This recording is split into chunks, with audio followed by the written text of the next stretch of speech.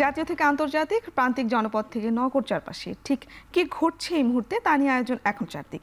আপনার সঙ্গে আছি আমি শারমিন পুতুল। দেশে শান্তি ও স্থিতিশীলতা নিশ্চিত করতে কাজ করছে অন্তর্বর্তী সরকার, আর সংস্কারকে দেওয়া হচ্ছে সর্বোচ্চ অগ্রাধিকার। ইউনিভার্সিটি অব কেবাংসান মালয়েশিয়ার সমাবর্তন অনুষ্ঠানে একথা জানান প্রধান উপদেষ্টা ডক্টর মোহাম্মদ ইউনূস। এ সময় গণতন্ত্রকে শক্তিশালী করে জনগণের কাছে ক্ষমতা ফিরিয়ে দিতে সরকার প্রস্তুত বলেও জানান তিনি। বাংলাদেশের অর্থনীতি গতিশীল করতে মালয়েশিয়ার সহায়তার প্রয়োজনীয়তা উল্লেখ করেন অন্তর্বর্তী সরকার প্রধান। শিক্ষা, গবেষণা ও বাণিজ্যে নিবিড় সহযোগিতার মাধ্যমে টেকসই উন্নয়ন ও সামাজিক উন্নতির ক্ষেত্রে দুই দেশের মডেল হয়ে উঠতে পারেন বলে আশা প্রকাশ করেন তিনি। এছাড়াও কর্মী হবার বদলে তরুণদের উদ্যোক্তা হবারও আহ্বান জানান। এদিকে বুধবার স্থানীয় সময় সকালে উপদেষ্টার সঙ্গে বৈঠক করেন মালয়েশিয়ার শিক্ষামন্ত্রী।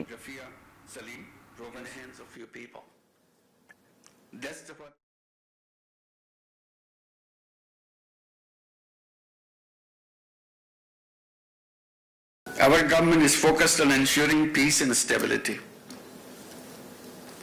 We are committed to strengthening democracy and giving power back to the rightful owners, the people of the country. Reforms are our top priority. We have a clear goal, a detailed plan, and a strong determination to move forward,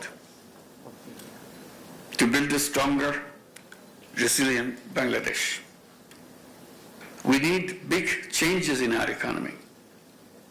This includes supporting entrepreneurs, turning everybody into entrepreneurs, investing more in education and technology, and working closely with our international and our regional partners, such as our dear friend Malaysia. ক্ষমতার পালাবদলের পর বাংলাদেশের মানবাধিকার পরিস্থিতি স্থিতিশীল রয়েছে, তবে কিছুটা উদ্বেগ রয়ে গেছে। মার্কিন পররাষ্ট্র দপ্তরের মানবাধিকার বিষয়ক সবশেষ প্রতিবেদনে এই তথ্য উঠে এসেছে। প্রতিবেদনে উল্লেখ করা হয়, বিগত সরকার আমলে বিচার বহির্ভূত হত্যাকাণ্ড, গুম, খুন, হয়রানি, সাংবাদিক নির্যাতন, সহিংসতা, শ্রম, অধিকার, শিশুশ্রম সহ মানবাধিকার সমস্যাগুলোর বিশ্বাসযোগ্য প্রমাণ থাকার খবর মিলেছে। তবে মানবাধিকার লঙ্ঘনের ব্যাপক অভিযোগ থাকলেও আওয়ামী লীগ সরকার হাতে গোনা কয়েকটি ঘটনায় শুধু প্রশাসনিক শাস্তি দেওয়া ছাড়া বাকি ঘটনায় দোষীদের চিহ্নিত করা ও শাস্তি দেওয়ার ক্ষেত্রে কোনো পদক্ষেপ নেয়নি। বরং এসব অভিযোগ ব্যাপকভাবে দায় মুক্তি দেওয়ার খবর পাওয়া যায়। পরে অন্তর্বর্তী সরকার ক্ষমতায় এসে মানবাধিকার লঙ্ঘনের দায়ে অভিযুক্তদের গ্রেফতার করা শুরু করে। জাতিসংঘের সহায়তায় নেয়ার পর বাংলাদেশের প্রচলিত সাধারণ বিচার ব্যবস্থা ও আন্তর্জাতিক অপরাধ ট্রাইব্যুনালের মাধ্যমে এসব ঘটনার বিচার হচ্ছে। জুলাই আগস্টের আন্দোলনে আইনশৃঙ্খলা বাহিনীর অভিযান ও তৎপরতায় উল্লেখযোগ্য হারে সন্দেহজনক মৃত্যুর ঘটনা ঘটেছে বলেও জানানো হয় প্রতিবেদনে। এছাড়া বাংলাদেশের বিভিন্ন মানবাধিকার সংস্থা ও সংবাদ মাধ্যমের প্রতিবেদনে ছাত্রলীগের বিরুদ্ধে গুরুতর মানবাধিকার লঙ্ঘনের নানা ঘটনা উঠে আসে। রাজুকের প্লট দুর্নীতির পৃথক ৩ মামলায় শেখ হাসিনা, শেখ রেহানা, টিউলিপ সিদ্দিক, রেদওয়ান মুজিব সিদ্দিক সহ ২৩ জনের বিরুদ্ধে সাক্ষ্য গ্রহণ চলছে। এদিন সাক্ষ্য দিতে আদালতে হাজির হন দুদকের ৩ কর্মকর্তা সালাউদ্দিন, আফনান জান্নাত কেয়া ও এস.এম. রাশেদুল হাসান। পৃথক ৩ মামলায় শেখ হাসিনা ও শেখ রেহানার পরিবারের ৪ সদস্য ছাড়া অন্য আসামিরা হলেন সাবেক গণপূর্ত প্রতিমন্ত্রী শরীফ আহমেদ, জাতীয় গৃহায়ন ও গণপূর্ত মন্ত্রণালয়ের সচিব শহীদুল্লাহ খন্দকার, সিনিয়র সহকারী সচিব পূরবী গোলদার এবং রাজুকের সাবেক চেয়ারম্যান আনিসুর রহমান মিয়া সহ ১৮ জন।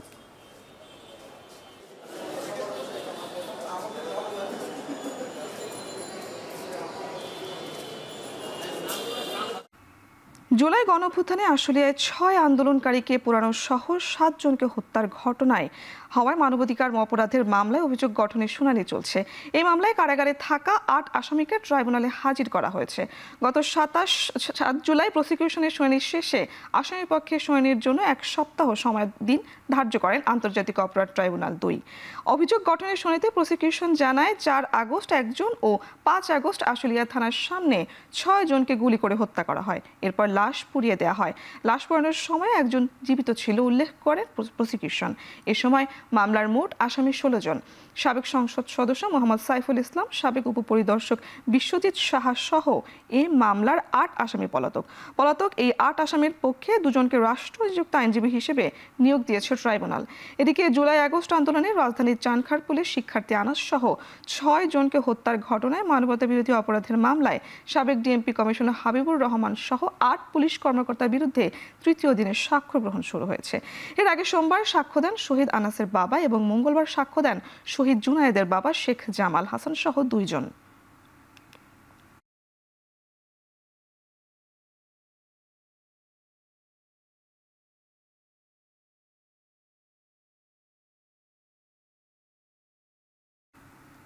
টর্চার সেলে নির্যাতন ও চাঁদাবাজির ঘটনায় ময়মনসিংহের বহিষ্কৃত ছাত্রদল নেতা জিএসকে একদিনের রিমান্ড মঞ্জুর করেছেন আদালত। এ নিয়ে আরও জানাতে ময়মনসিংহ আদালত চত্বর থেকে যুক্ত হচ্ছেন সহকর্মী হারুন রশিদ। হারুন, রিমান্ড শুনানিতে আদালত কি বলছে জানাবেন।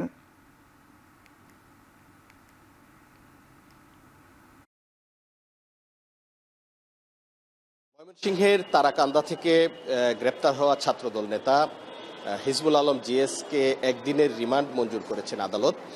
অর্থাৎ ফুলপুর ময়মনসিংহের যে তারাকান্দার বানিহালা ইউনিয়ন ছাত্রদলের সাধারণ সম্পাদক হিজবুল আলম জিএস, তাকে গত সোমবার গ্রেপ্তার করা হয়। তার বিরুদ্ধে অভিযোগ ছিল টর্চার সেলে মানুষদের ধরে এনে নির্যাতন, মারধর এবং চাঁদাবাজি, এলাকায় চাঁদাবাজির অভিযোগ এবং লোকজনকে মারধরের অভিযোগ ছিল। এবং এই চাঁদাবাজি এবং মারধরের অভিযোগে একটি মামলা হয় এবং মামলার প্রেক্ষিতে গত সোমবার হিজবুল আলম জিএসকে গ্রেপ্তার করে তারাকান্দা থানা পুলিশ এবং গতকালকেই তাদেরকে আদালতে প্রেরণ করে। আজকে তাদের রিমান্ড শুনানি ছিল।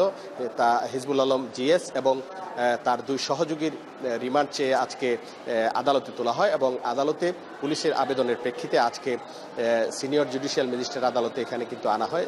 তারপর পুলিশের আবেদনের প্রেক্ষিতে ছাত্রদল নেতা হিজবুল আলম জিএসের একদিন রিমান্ড মঞ্জুর করে আদালত এবং বাকি 2 জনকে জেল হাজতে প্রেরণ করে। আমরা যদি একটু বলি, তারাকান্দার বানিহালা ইউনিয়ন ছাত্রদলের সাধারণ সম্পাদক হিজবুল আলম জিএস, তার যে ফিশারির পাড়ে বা মাছের খামারের পাড়ে একটি ছোট্ট টিনের ঘর আছে, সেই ঘরে সেটিকে সে টর্চার সেল বানিয়েছিল এবং এ ধরনের একটি ভিডিও সামাজিক যোগাযোগ মাধ্যমে ভাইরাল হয় এবং সেই ভিডিওতে দেখা যায় ছাত্রদল নেতা জিএস এলাকার নিরীহ মানুষদেরকে ধরে এনে সেখানে নির্যাতন করছেন এবং একসাথে কয়েকজনকে ধরে এনে একজনকে মারধর করে আবার তাদের লোক দিয়ে আরেকজনকে মারধর করানো হতো, এরকম ভিডিও ভাইরাল হয়। এবং যাদেরকে মারধর করা হয় তাদের সাথে আমরা কথা বলেছি, তারা যেটি বলেছেন যে তাদেরকে ধরে এনে তাদের কাছ থেকে চাঁদা দাবি করা হতো, 40,000 50,000 এরকম টাকা চাঁদা দাবি করা হতো এবং তাদেরকে টাকা না দিলে তাদেরকে মারধর করা হতো। এবং তার বিরুদ্ধে আরেকটি অভিযোগ ছিল, সেটি হচ্ছে স্থানীয় যে সাধারণ মানুষ, বিশেষ করে যে 2 জনকে মারধর করা হয়েছে, যাদের ভিডিও ভাইরাল হয়েছে, তারা হচ্ছে একান্তই হতদরিদ্র মানুষ, এলাকায় দিনমজুরের কাজ করেন এবং দিন এনে দিন খাওয়া মানুষ। তাদেরকে ধরে এনেও তার কাছ থেকে 40,000 টাকার চাঁদা দাবি করেছিল এবং এরকম অনেককেই সে তার টর্চার সেলে ধরে এনে এবং একটি স্ট্যাম্পে সই রাখতো এবং এখানে বিভিন্ন ধরনের অঙ্কের টাকা লিখে রাখতো এবং এই টাকাগুলো তাদেরকে পরিশোধ করতো এবং যারা এই টাকা পরিশোধ না করতো তাদেরকেও কিন্তু এখানে ধরে এনে মারধর করা হতো। এবং তার বাড়ির পাশের যে মাঝিয়ালি বাজার, সেই বাজারে দোকানপাটে চাঁদাবাজি করতো, এরকম অভিযোগ রয়েছে। এবং আমরা জানতে পেরেছি যে আজকে একদিনের রিমান্ড মঞ্জুর হয়েছে এবং তার বিরুদ্ধে আরেকটি মামলাও হয়েছে বলে আমরা জানতে পেরেছি। তো এই ছিল আমার কাছে ময়মনসিংহ থেকে সর্বশেষ। ময়মনসিংহ আদালত চত্বর থেকে যুক্ত ছিলেন সহকর্মী হারুন রশিদ।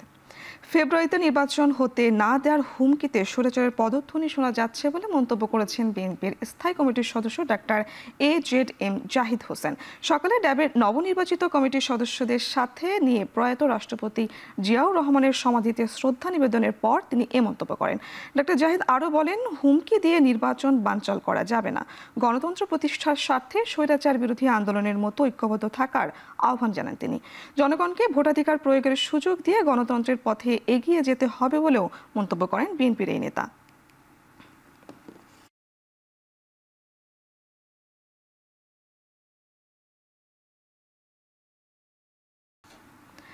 উজানের ঢল ও টানা বৃষ্টিতে পদ্মা ও তিস্তার পানি বৃদ্ধি অব্যাহত রয়েছে। এতে প্লাবিত হয়েছে নদীর তীরবর্তী নিম্নাঞ্চল। সকাল থেকে বিপদসীমা ছুঁই ছুঁই তিস্তার পানি। বৃষ্টিতে পানিবন্ধ হয়ে পড়েছে লালমনিরহাট জেলার হাতীবান্ধা উপজেলার অন্তত 16টি গ্রামের 5,000 পরিবার। পানি উন্নয়ন বোর্ড বলছে, উজানের ঢল মোকাবেলায় তিস্তা ব্যারেজের 44টি গেট খুলে দেওয়া হয়েছে। এদিকে চাঁপাইনবাবগঞ্জের পানিবন্দী সদর উপজেলার 5 ইউনিয়নের 11,000 পরিবার, তলিয়ে গেছে প্রায় 500 হেক্টর ফসলি জমি। এছাড়া বন্যার পানি ঢুকে পড়েছে 6টি সরকারি প্রাথমিক বিদ্যালয়, এতে ব্যাহত হচ্ছে পাঠদান। এছাড়া ফরিদপুর পদ্মার পানি বৃদ্ধিতে প্লাবিত হয়েছে 4 উপজেলার অন্তত 10,000 পরিবার, বাড়ছে নদী ভাঙনের তীব্রতা।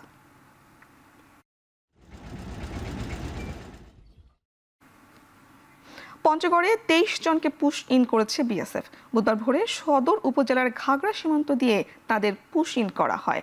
বিজিবি জানায় আটককৃতদের মধ্যে 13 জন নারী, 9 জন পুরুষ ও 1 জন শিশু রয়েছে, যাদের সবাই সাতক্ষীরা, যশোর ও নড়াইল এবং লালমনিরহাট জেলার বাসিন্দা। আটককৃতরা ভারতের বিভিন্ন এলাকায় কাজ করতেন। তাদের সদর থানা পুলিশের কাছে হস্তান্তরের প্রক্রিয়া চলছে।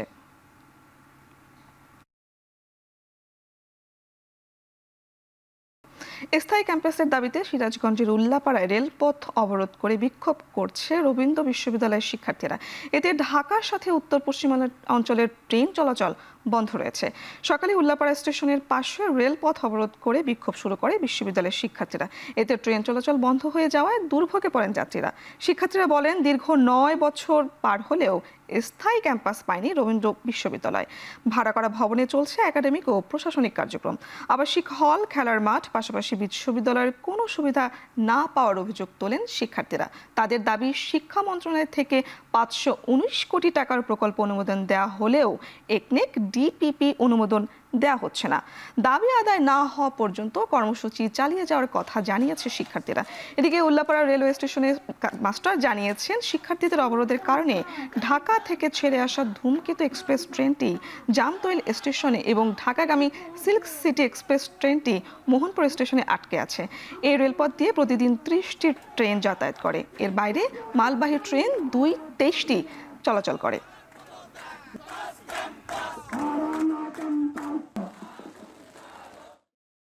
এর আগে আমরা রোড ব্লক করেছি, ঢাকা মহাসড়ক ব্লক করেছি, তাও তাদের চোখ খুলেনি। আজকে আমরা রেলপথ ব্লক করেছি। আমাদের একটাই দাবি, আমাদের স্থায়ী ক্যাম্পাসের ডিটিপি অনুমোদন দিতে হবে। আজকে না মানা হয় এবং সামনে একদিকে যদি আমাদের দাবি উপস্থাপন করা না হয়, তাহলে আমরা সারা উত্তরবঙ্গের সাথে অনির্দিষ্টকালের জন্য সারা বাংলাদেশের যোগাযোগ বন্ধ করে দেব।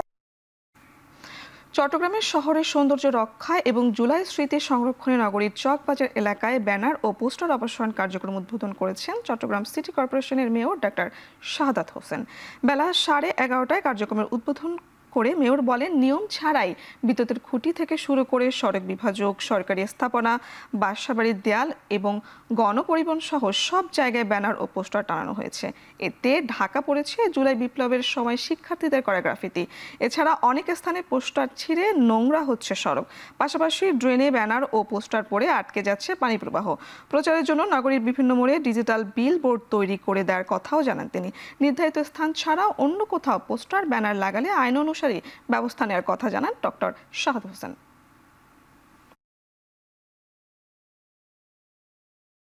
নগরের সেবা দেওয়ার জন্য আমি মনে করি শহরকে সুন্দর রাখা একটা জরুরি। অ্যাডভার্টাইজমেন্ট দিতে চাই, সেটা নিয়ম অনুযায়ী সিটি কর্পোরেশনের সেই নিয়ম অনুযায়ী সেটা হবে এবং এটা আমরা আশা করছি। কিন্তু এইভাবে অপরিচ্ছন্নভাবে কোনো কাজ আমরা হতে দিব না।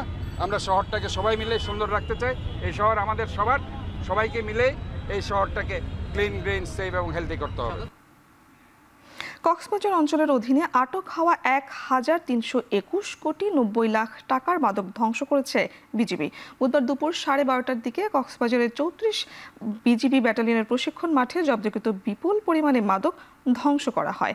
এর মধ্যে 2 কোটি 33 লাখ পিস ইয়াবা, 140 কেজি ক্রিস্টাল মেথ, বিদেশি মদ, বিয়ার, কোকেন ও আফিম ধ্বংস করা হয়। বিজিবির পক্ষ থেকে জানানো হয়, চলতি বছরের প্রথম 7 মাসে 2,216 কোটি টাকার মাদক উদ্ধার করা হয়। এর মধ্যে 895 কোটি টাকার মাদক থানায় হস্তান্তর করা হয়, আর বাকি 1,321 কোটি টাকার মাদক আজ ধ্বংস করা হয়েছে। অনুষ্ঠানে উপস্থিত ছিলেন রিজিয়ন কমান্ডার ব্রিগেডিয়ার জেনারেল আকসার খান সহ ঊর্ধ্বতন কর্মকর্তারা। সীমান্ত দিয়ে মাদকের অনুপ্রবেশ বন্ধে কঠোর অবস্থানের কথা জানান বিজিবি কর্মকর্তারা।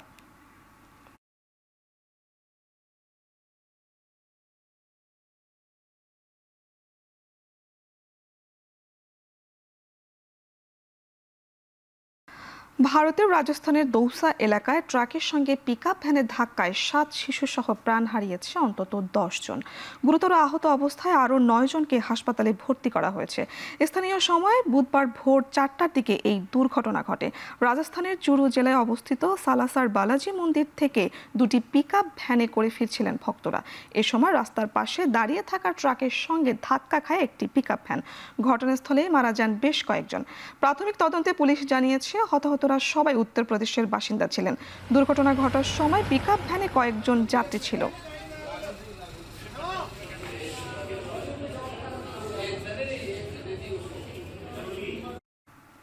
যুক্তরাষ্ট্রের জাতীয় ঋণ ছাড়িয়েছে ইতিহাসের সর্বোচ্চ $37 ট্রিলিয়ন। অর্থ দপ্তরের সবশেষ প্রতিবেদনে উঠে এসেছে এই তথ্য। এর আগে 2024 সালে জাতীয় ঋণের রেকর্ড 34, 35 ও 36 ট্রিলিয়ন ডলারের রেকর্ড ভেঙেছিল। জয়েন্ট ইকোনমিক কমিটির পূর্বাভাস বলছে 173 দিনের মাথায় জাতীয় ঋণে যুক্ত হতে পারে আরও $1 ট্রিলিয়ন। চলতি বছরে রিপাবলিকানদের কর ছাড় ও ব্যয়ের বিলে সই করেন ডোনাল্ড ট্রাম্প। কংগ্রেশনাল বাজেট অফিসের পূর্বাভাস বলছে এর কারণে 2030 সাল নাগাদ জাতীয় ঋণে যোগ হতে পারে আরও $4.1 ট্রিলিয়ন।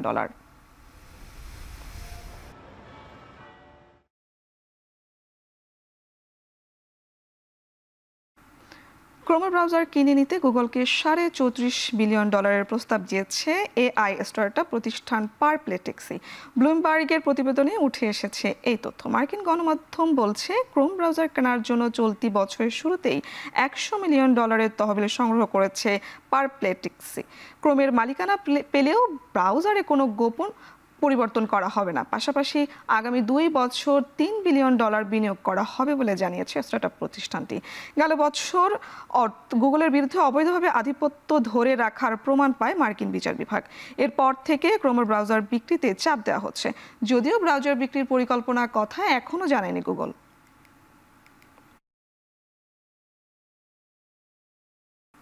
খেলার প্রসঙ্গ, আরও একবার দেশের বাইরের ফ্র্যাঞ্চাইজি লিগের ডাক পেয়েছেন বাংলাদেশি পেসার মুস্তাফিজুর রহমান। এবার সংযুক্ত আরব আমিরাত ILT20-তে ডাক পেয়েছেন তিনি। ILT টি20 লিগের দল দুবাই ক্যাপিটালস পরে আসারকে সামনে রেখে মুস্তাফিজকে দলে নিয়েছেন ইংলিশ পেসার লুক ডিক। ছিটকে যাওয়ার পর দুবাই ফ্র্যাঞ্চাইজির দ্বারস্থ হয়েছে মুস্তাফিজের। ফ্র্যাঞ্চাইজিটি তাদের সামাজিক যোগাযোগ মাধ্যমে মুস্তাফিজকে দলে নেয়ার কথা জানিয়েছে। আরব আমিরাতের আন্তর্জাতিক ভেন্যুগুলোতে এবার তাই দেখা যাবে মুস্তাফিজকে।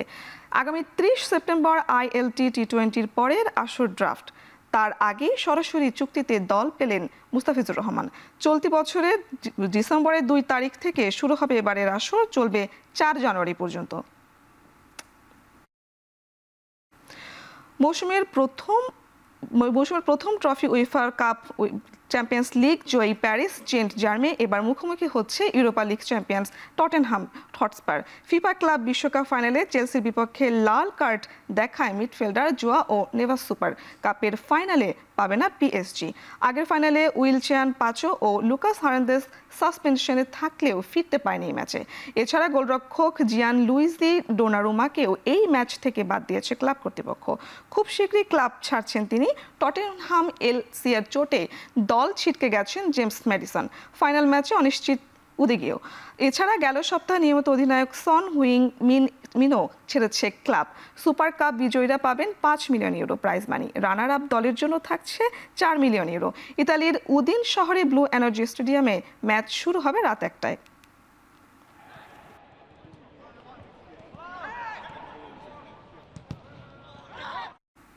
শেষ করছি এখন চারদিক। এখন টেলিভিশন দেখতে ওয়েবসাইটে ভিজিট করুন www.ekhon.tv এবং ফেসবুক দেখতে ভিজিট করুন facebook.com/tv.ekhon। এছাড়া ইউটিউবে দেখতে ভিজিট করুন youtube.com/c/ekhon.tv।